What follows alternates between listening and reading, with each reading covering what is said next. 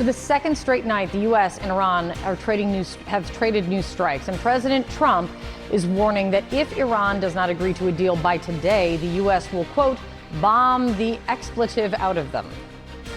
U.S. Central Command now says it completed the second wave of strikes on Iran, hitting surveillance capabilities, communication systems, and air defense sites.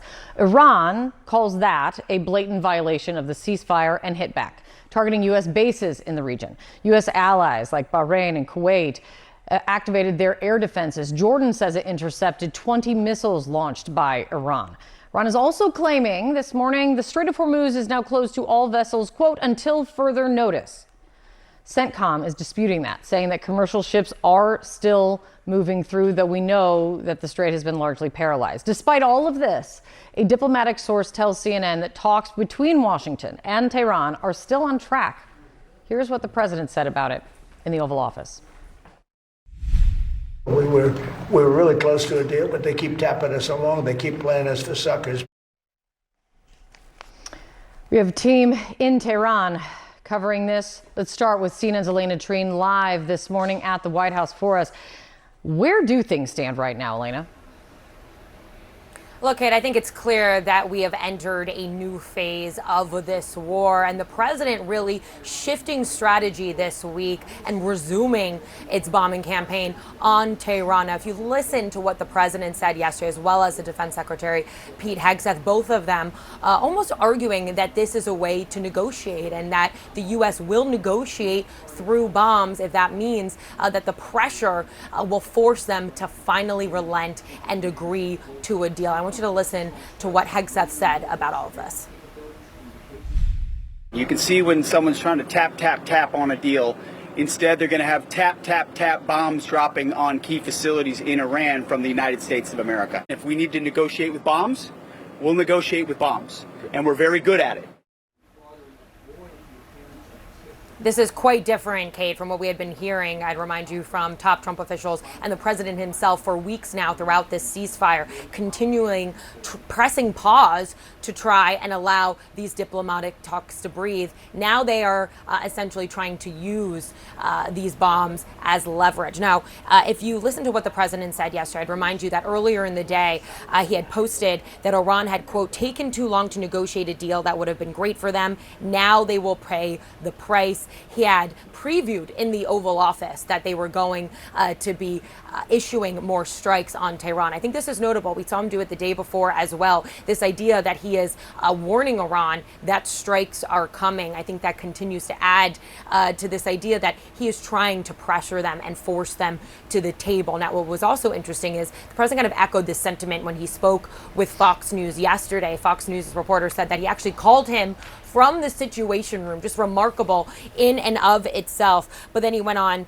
to say that the Iranians had called him and asked him to stop the bombing, but that they would continue unless Iran agreed to a deal. So this is where we are right now. I will say, from the conversations I've had, they still want a deal. The ultimate goal here is still diplomacy, but the president has clearly gotten impatient and is now trying to use these strikes as a way to force this deal sooner rather than later, Kate.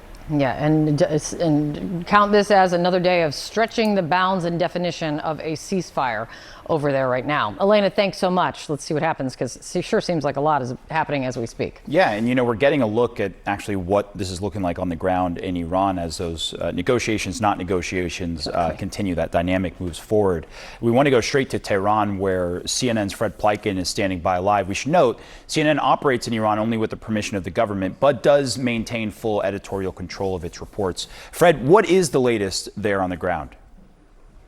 Hi there, Omar. Well, first of all, the Iranians are completely denying that they called President Trump last night and demanded an end to these strikes. Several Iranian news agencies and official channels also saying that that simply is not true. And then as far as negotiating through bombing is concerned, that's also something where Iranian officials are saying that bombing is going to achieve exactly the opposite of what the president wants it to achieve. I actually spoke to a senior Iranian official just a couple of hours ago, and he told me that from the Iranian perspective, they believe that the Trump administration needs to respect the resilience of the Iranians, also needs to respect the military capability of the Iranians as well, specifically looking at the Strait of Hormuz. And I asked that official whether or not there was a chance that the two countries would go back to war. And he said it all depends on the Trump administration right now.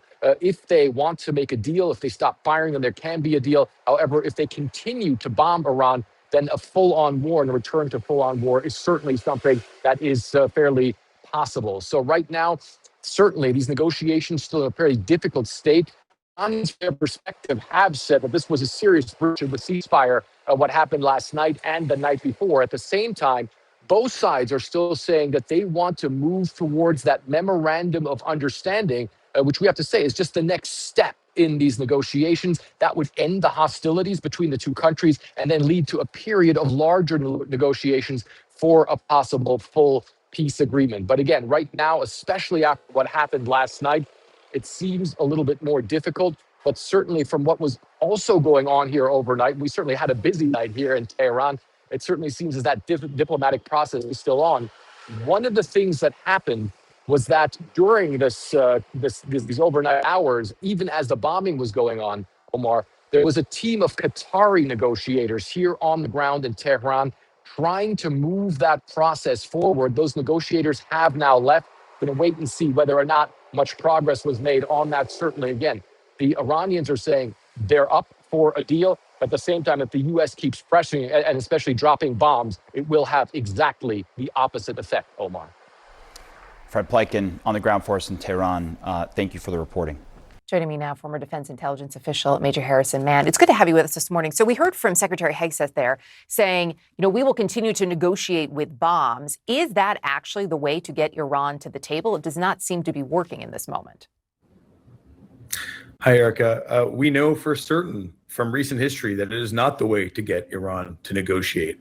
They tried bombing Iran for 40 days. It didn't work. Then they tried the blockade for another 2 months. That hasn't worked, and they're out of ideas. So I guess they're trying to bomb a second time. It's unfortunate because I think there is still a possibility for peace when the Trump administration gets serious about actually negotiating, which is going to require making some concessions. But for now, they're clearly not willing to do that. And so they're going to start bombing again. The other really worrying escalation we saw yesterday was an apparent war crime, a U.S. targeted precision strike on a water reservoir for drinking water in Iran near Hormuz. And that's something Trump has threatened several times over the past 8 weeks, when he got frustrated with the ceasefire. And I'm hoping we don't see more war crimes, targeting of civilian infrastructure as a deliberate strategy to try and bring Iran to the table. Certainly, there are a lot of questions about that, and questions into CENTCOM for more clarity, right, on what the exact targets were in terms of that and whether that water plan was one of them. As we look at where things stand this morning, to your point about getting serious about the negotiations, we have heard so much from President Trump publicly. And CNN did an excellent analysis by our colleague Aaron Blake earlier this week about the number of times that President Trump has said we're close to a deal. We've heard it in the last several days. There is so much public posturing from this president. Are you concerned at all that could weaken the U.S. position? I think it already has weakened the U.S. position. What the Iranian side understood at the start of the war, which let's remember began when Trump and Netanyahu bombed in the middle of negotiations, is that it's very hard to trust Donald Trump and Trump's constant lying, both in public and maybe to the Iranian side, has only further undermined that trust. So when it looks like maybe they're making progress towards a deal and then Trump comes out and leaks some of the details, or he just starts making really outrageous threats, that's going to make it even harder for him to earn the trust of his negotiating counterpart and get them to actually agree to something. And I think that's why we're seeing a increased willingness from the Iranian government to go back to full-scale war, because they don't really think at this point that there's any other way to convince Trump to negotiate in good faith. When this war began, of course, it was the U.S. and Israel. When this war began, when it comes to Israel, Prime Minister Benjamin Netanyahu put out this statement yesterday, this message, I should say, for the people of Lebanon. I want to play that for you. I have a message for you, the people of Lebanon. Israel is not at war with you. We're at war with Hezbollah, that has taken your country hostage, that does Iran's bidding, that uses your territory to launch terrorist attacks against Israel. Do you remember what Lebanon was like before Iran and Hezbollah turned it into a nightmare? And once Hezbollah is dismantled, the possibilities are endless, and they are sky high. That's notable, of course, coming on the heels of Iran and Israel trading strikes earlier in the week, specifically on Sunday. On Sunday, too, in the wake of Iran's missiles, President Trump told the Financial Times in an interview that Israel is going to have to accept whatever deal the U.S. makes with Iran and that Israel doesn't call the shots. Based on what we're seeing, how much sway, how much influence do you think this president actually has when it comes to Prime Minister Netanyahu and the decisions that Israel is making? So a reminder that President Trump and any U.S. president has nearly infinite leverage over the Israeli government. Essentially, their Air Force can't fly without our support. It's not just bombs and aircraft and supply parts. We have U.S. troops on Israeli soil defending the skies of Israel so those planes can safely land. We supply the fuel that goes into those aircraft. So if Trump wanted to use it, I'm pretty confident that he could end any Israeli military aggression that he wanted to.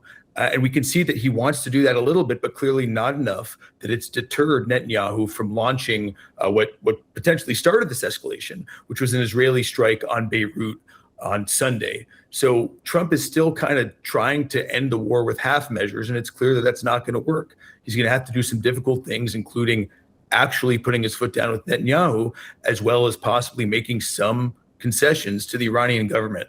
And unfortunately, I don't think he feels the urgency to do either of those things because they could both be politically costly. And he's not going to feel that urgency until maybe we've seen another round of full-scale war that's totally unnecessary. Major Harrison Mann, really appreciate your insight this morning. Thank you.